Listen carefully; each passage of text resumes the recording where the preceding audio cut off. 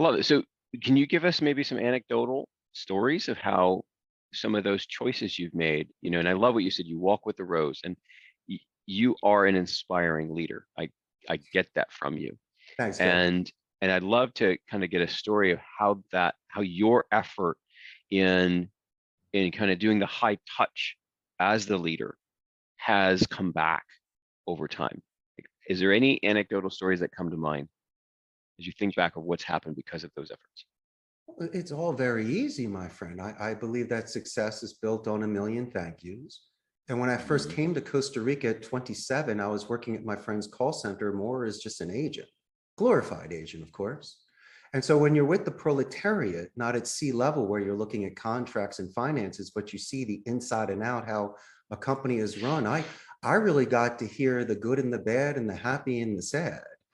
And you and I Mhm. both, since we've worked at call centers and there's attrition and burnout, the fact that I was able to grow and you were able to survive, it's testament to who we are as people. We can handle it. But I did see this. I was able to capture what it would be like to enhance the experience for the agent and especially for the client.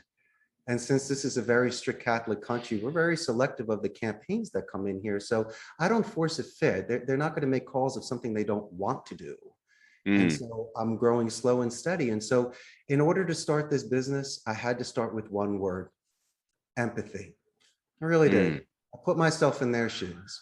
Not only that, I gave them their dignity, because a lot of the times, not just call center agents, Greg, but everybody at a active executive podcast, they all know that sometimes they feel expendable, a robot, a number.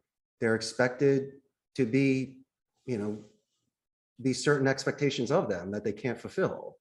And so I always put myself in their shoes, especially since they're leaving the office and there might be something that's happening outside of the office that could affect their work here.